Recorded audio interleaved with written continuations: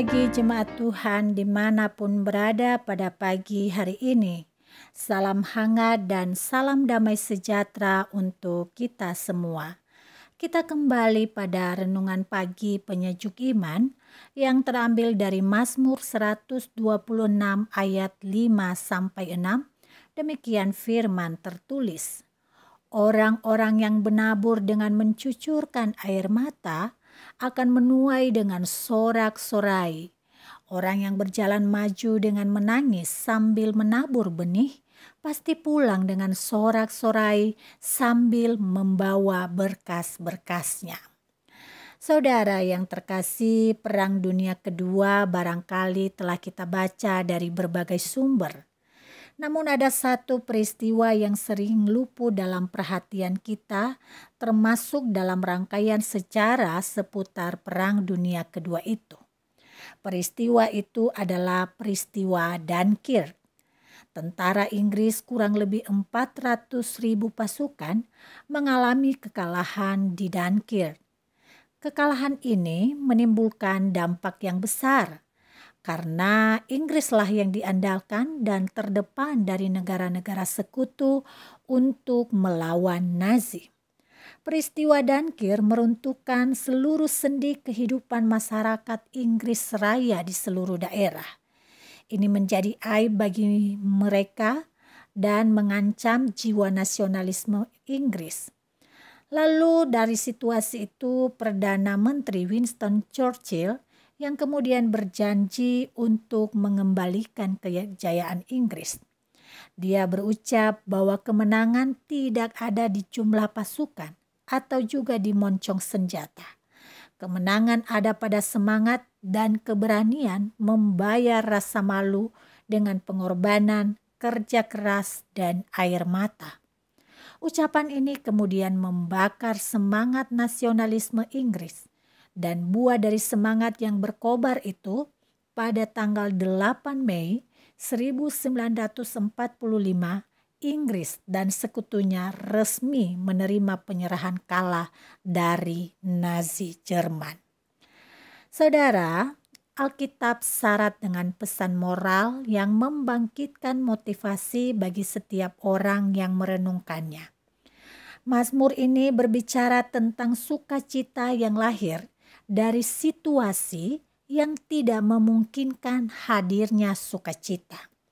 Pembebasan atas Israel dalam berbagai bentuk tekanan telah mereka terima.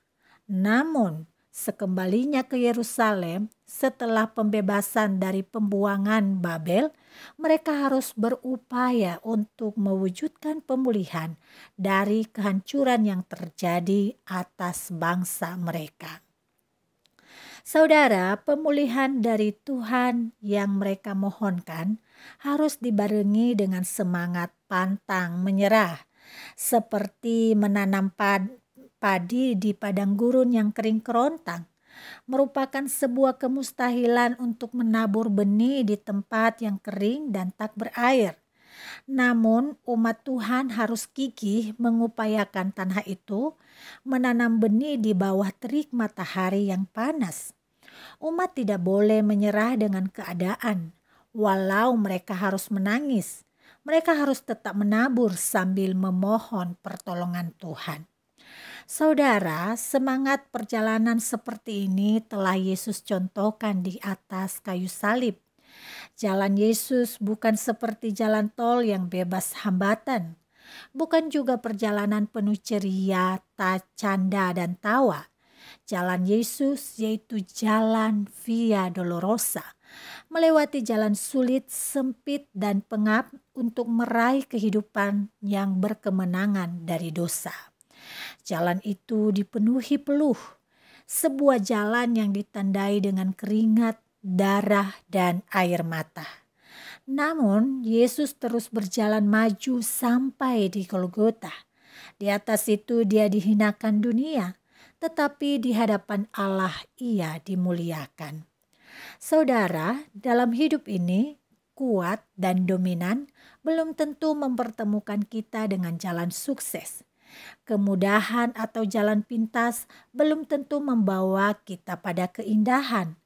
Hanya dengan tekad kuat pantang menyerah dan bersedia untuk mencucurkan keringat dan air mata sambil berharap pertolongan Tuhan, itulah yang melayakkan kita sebagai pemenang dalam menaklukkan perjalanan hidup ini. Saudara, pengalaman nyata tentang semangat ini barangkali kita telah saksikan lewat pengalaman hidup kita di tahun 2020. Karena kita memilih untuk tidak menyerah dengan keadaan, maka kita bisa sampai pada detik ini. Jalan yang kita hadapi ke depan adalah jalan melaju. Selagi ada nafas, kita masih dipertemukan dengan lika-liku hidup dengan segudang hambatan yang menantang. Saudaraku, mari bersiap menaklukkan laju hidup di tahun 2021. Jalan yang kita hadapi barangkali diisi dengan derai keringat dan air mata. Tetaplah semangat dan mohonkanlah kekuatan Tuhan.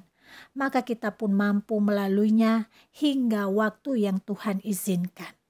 Mari kita ingat baik-baik, kesiapan kita menerima yang baik ditandai saat kita siap berhadapan dengan keringat dan air mata. Selebihnya Tuhan yang memberi kuat. Mari kita berdoa.